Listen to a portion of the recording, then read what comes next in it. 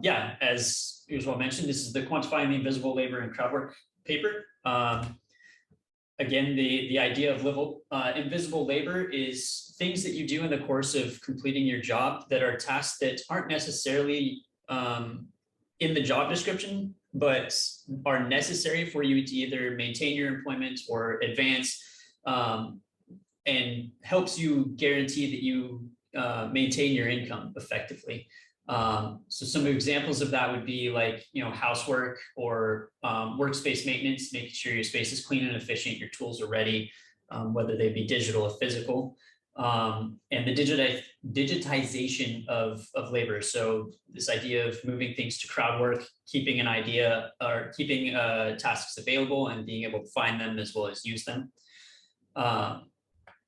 So what Toxley and the others wanted to look into specifically was how much time do workers actually spend on this invisible work, and what kind of impact does that have on their hourly wages? So I gave some example of invisible labor in general, but in terms of crowd work, Toxley rely on some prior papers to identify specific categories of invisible labor within crowd work. And they frame the majority of the results around these various categories. One of the biggest ones is something they call hypervigilance. And this is the process of watching requesters' profiles to see if they're posting new tasks so that they can immediately queue into completing those, as well as checking their own profile to see if they reach that like master qualification to then be able to access master tasks. And then just the general act of searching for tasks using the search tool, whether it be directly keyword specific or just browsing the tasks in general. They also define lack of guidance. So the idea of starting a task, but immediately, getting through part of it and then returning it because it doesn't align with what they're wanting to do. It's not something they're interested in. The effort of sending messages back and forth with the requester to try and get clarity if there's technical difficulties, reading all of the information, so the instructions, the description, decide if it's even a task, and then also previewing it. There's the payments aspect, so visiting the dashboard to see what their compensation is like, how much are they bringing in, have they been rewarded for the tasks they completed? Are there things that are pending that they then need to go back to the lack of guidance of sending messages? And also they rope into this the timed out tasks. So when workers grab a batch and it takes them longer to complete some, and this results in them not getting to others where they have technical difficulties that they can't get back in, and these tasks time out because a lot of these platforms like Prolific and Mechanical Turk have a maximum amount of time you can spend on a task. And if you don't complete it within that time, you get timed out and you don't get rewarded for it. And then they also track general logistics. So how much time do these workers spend on logging in to the platform?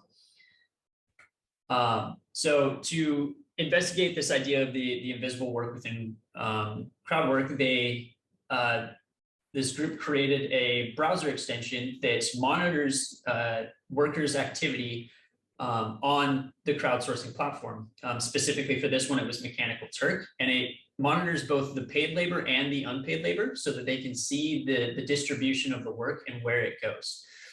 And to test this extension, they conduct a field study with 100 participants, and these participants fill out a short survey before and after the installation of the plugin. They use it for 1 week, including the weekend. And yeah, so some of the demographics of this group that they recruited, 27 of them were women, 73 were men. Interestingly, there's a parallel in number-wise between non-master and master. I thought that was interesting. Not that it necessarily means that all the men are masters, etc. And there was a high number of these workers from India and United States. I think it's around like 85 of them were from those two nations. So to quantify the invisible labor, they like I said, they use this browser extension to monitor the different tasks that these workers spend their time doing on the platform. And what they found is there is a large amount of time, or a large, what's the word I'm looking for? Workers tend to prefer tasks that take a short amount of time, but then spend a fair amount of time looking for those tasks or doing the invisible labor things. And they did find that there's a significant correlation between the time spent on paid and versus the invisible labor. And so it'd be kind of interesting to see if there would be a way to find the types of tasks that minimize the invisible labor needed. So can we design our tasks or a tool in some way that can minimize the invisible labor that these workers need to do and maximize their time spent on the paid things? And I personally think that would actually be very interesting to dig into.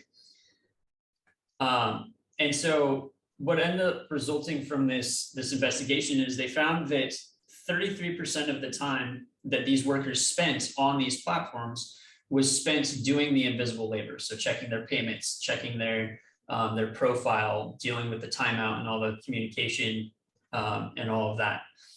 So what does that 33% actually look like? So across the various groupings that they do, so they grouped workers by English-speaking and non-English speaking countries, their gender, their ages, and their the ability, whether or not they use tools, so additional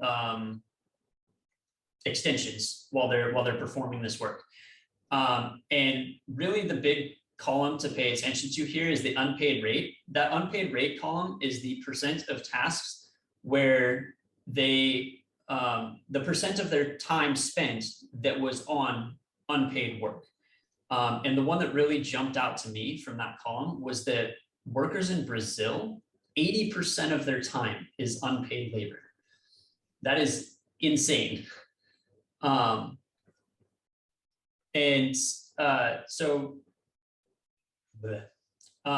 Additionally, they, across these various groups, they did their significance tests, and they found that across most of them there was significance, but there was not significance within the age specifics. Mostly just gender, location, and whether they were master or non-master workers. Also of interest is the fact that master workers spend significantly less time on invisible work versus non-masters. So it would be interesting to see, to dig deeper into what those master workers process is more clearly, to see if there's a way that we can effectively transfer that knowledge to onboarding so that these non-master workers can take advantage of that knowledge and avoid the invisible labor. That's another thing that I think would be quite interesting to dig into. And so once they started looking into the invisible labor, they started breaking it up into those categories that I talked about earlier. And they found that according to median time spent per day on tasks, the ones that crowd workers spent the most time on was payments. So the timeouts and checking their money coming back, etc. With the next being the hypervigilance. A lot of workers spend a lot of time watching requester profiles and seeking tasks out, which it makes sense on the project I'm currently working on. I see that as we get towards the end of our recruitment group, things tend to slow down. And when there's workers that are just sitting there and not completing the task, that's blocking that task from other workers. And so it makes sense that these workers are trying to maximize the amount of tasks they can do, because there's a big imbalance between number of workers and number of tasks that are available on these platforms. So what does this affect? What does this time spent do to their monetary earnings? As I mentioned last time, it results in almost $1 an hour in their wages lower when you account for the invisible labor. And so beyond just looking at what types of invisible labor the workers were doing, the Tosley also wanted to get the perceptions from the workers themselves about what they think about how much time they spend on invisible labor, and whether or not they're satisfied with that fact. And interestingly, in this particular paper, it was found that workers tend to overestimate the amount of time they spend on invisible labor, whereas prior works actually found that workers underestimate. So it would be interesting to see if this is like a change towards the overestimation, if they're becoming more aware of the fact that they're doing things they're not getting paid for and then overestimate that. And to figure out the satisfaction, they asked them whether or not they, do you feel like you spent too much, too little, etc. And the majority of them feel like they either a right amount of time or too much.